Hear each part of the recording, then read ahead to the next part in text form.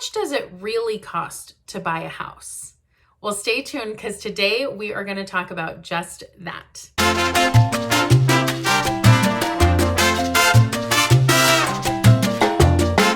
Hi everyone, Brittany with Brittany Hannon Real Estate, and today we're talking about how much money you really need when you're trying to buy a house. Be sure to like and subscribe so you get videos just like this as soon as they come out. Write some comments down below about how much you think you would need in your market to buy a house that you are looking for. So today we're going to look at how much it actually costs to buy a house, and I want to give you actual numbers. So we're going to be basing it off of the area that I'm in, which is in kind of the suburbs of Southern California. I'm basing it off of Simi Valley or even in Oxnard, where the average purchase price is about $600,000. It's probably a little bit higher now, in $650,000, $700,000 range, but we're going to do $600,000 just because I've already done the math on that. So let's jump in. The first thing you're going to need to bring to the table is your earnest money. Now, your earnest money does eventually get applied. There's B. Berry. Hi.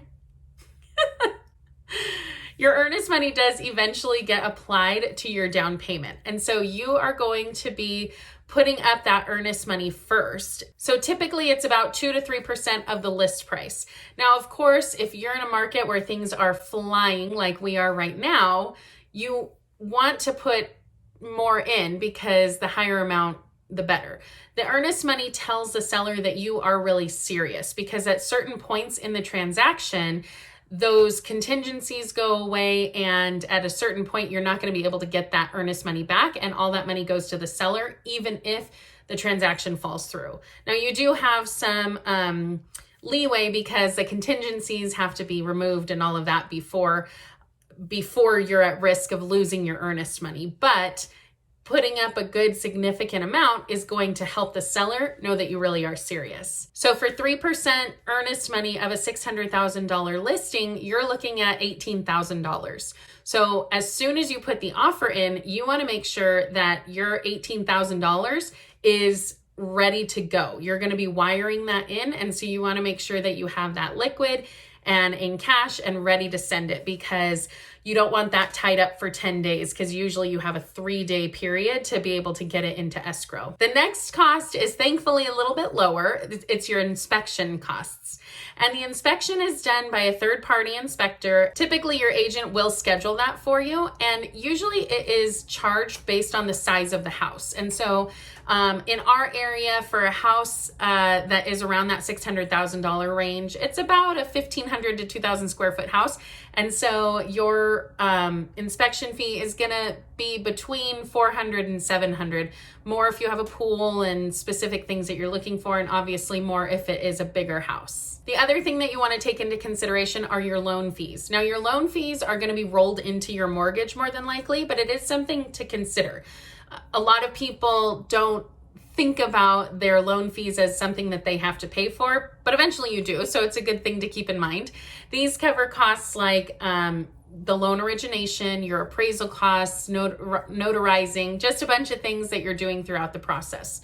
That is typically between 2 and 5%. So on a $600,000 listing, you're going to be paying about $12,000 in loan fees. The last thing you want to consider is the down payment. And of course, you have an option of how much to put down. Again, the higher amount, the better it's going to be, because if the seller has multiple offers, they want the cleanest offer. So the closest they can get to all cash, the better. So if they have somebody who's going to be putting 3.5% down versus somebody who's going to be putting 20 or 50% down, they're going to take the person who's going to put down the higher amount, because typically those people are going to be able to close with no issues, whereas sometimes people with a lower down payment have more issues with closing the deal. So it's definitely not necessary, but it is something to take into consideration. If you put down 5%, which right now there are some loan programs that allow you to put 5% down with no PMI, which is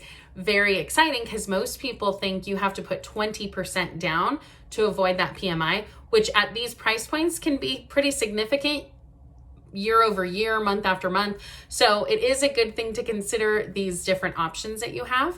But if you put 5% down, you're looking at about $30,000 on a $600,000 listing. And then the final thing I wanted to mention that you don't have to spend money on is your agent fees. So most often your agent fees are covered fully by the sellers. In Southern California, that's the way it works. I know in different parts of the country and even different parts of the state, that's a little bit different. But in Southern California, in my market, the seller covers the cost of your agent. So you get to work with your agent completely for free, and your agent is still getting paid by the seller. So that is an exciting thing for you as the buyer to not have to worry about. So there you go. Those are the biggest costs that you have to be concerned about when you're thinking about buying a house. You do have to remember the earnest money. I think that that's the thing that most people are not aware of or forget about. Remember, the earnest money does get applied to the down payment eventually. So when you do go to pay your down payment, it is less whatever earnest money you put in, but it is a big amount in the very beginning of your transaction. And a lot of people, I think, are expecting it to be able to pay everything at the end. So you want to make sure that you have that money cash on hand ready to wire. And then after that, the inspections are not as high of a cost. And then your down payment is something that you do have to remember that you have to have that money on hand ready to wire. And in an average transaction, that's all you'll need. So that's all for today's video. As always, thank you so much for watching. Like and subscribe, hit that notification bell to make sure you don't miss a single video. Comment down below to let me know what other types of videos you want to see, and let me know if you want me to do some reactions. And if you need any help buying or selling, let me know. I would love to be of service. Thanks. We'll see you in the next video.